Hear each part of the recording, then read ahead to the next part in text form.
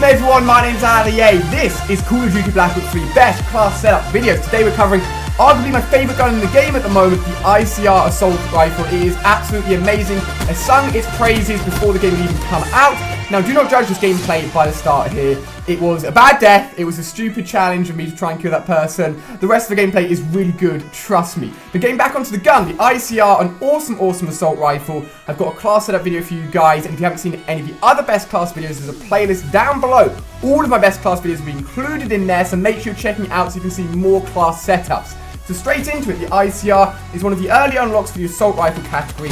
I'd compare this gun to the ACR in Modern Warfare 2. Not necessarily super strong, but very low recoil, good fire rate, and it has one of my best KDs out of all the weapons I use within multiplayer. So if that tells you anything, it tells you that it is a very good weapon.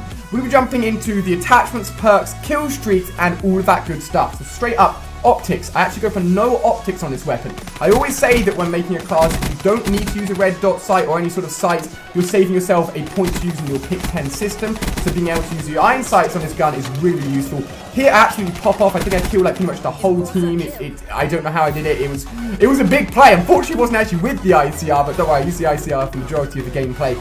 And in terms of the optics, I said the iron sights are perfect. First attachment is quick draw. Being able to zoom in just that little bit quicker is really useful. I feel like the difference between a non-quick draw and a quick draw gun is a real big difference, and you can tell all the new players that aren't using quick draw are a massive disadvantage, so make sure you're putting it on your weapon. Next up is grip. Grip just keeps that recoil as low as possible. I feel like you should play into the advantages of a weapon. And one of the advantages of the ICR is that it has low recoil regardless, but for those super long ranges, having even less recoil is very important. I say if you look at these class setup videos and change them a little bit to your liking, the grip is the one attachment I'd say you can probably switch out for maybe extended mags or something you prefer a little bit more, but grip does work really well. For the final attachment, we've gone for stock. Stock allows you to, of course, move a little bit quicker while aiming down sight, and I actually do a lot of my aiming with my movement, with my strafing.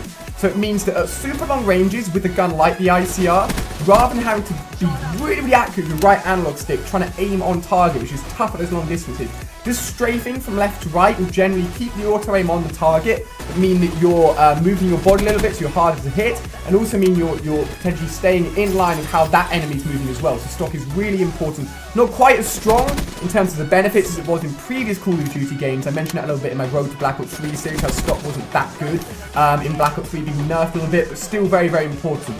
Moving down to perks, I've gone for 6 cents for the first perk, which means you just get that little red icon appearing on your minimap, as you can see on screen just there, if any enemies are really close to you, and it means that anyone's camping in corners, or if someone's on the floor above or below you, that 6 cents is going to be really good just for locating enemies that are super close to you. So perk 2, we've gone for fast hand, my friend.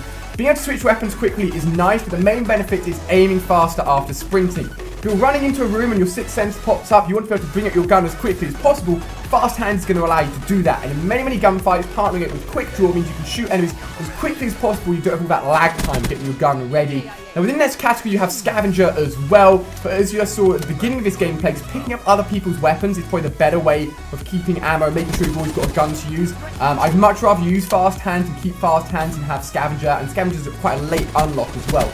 Finally, for perk 3, we have awareness and dead silence. Partnering these two together, this means your footsteps are quiet, the enemies are really loud. I love using a headset, so it means I can pinpoint those enemies really easily. If you're just using TV sound, maybe those perks won't help you quite as much, but if you are getting into using headsets and listening to sound a little bit more, then definitely use it. In terms of score streaks, I've gone for the UAV, counter-UAV, and sentry gun. Sentry gun is an extremely good kill streak. As you saw in this gameplay, you got me a few kills, and within freefall, honestly any game mode, the sentry gun is really underrated. It's a fantastic streak to have under your belt, my friend. Give it a go, I'm sure you'll love it. So guys, the final score there was 32-3. It was a really good gameplay, even with that rough start right at the beginning where I just completely failed. On screen here you can see the full class setup, my friends. You guys can emulate it and use it yourself. Tweet me some pictures of you using it. Let me know your scores down below in the comment section. And hopefully you found this class really useful. I love it. I'm sure you guys will love it as well.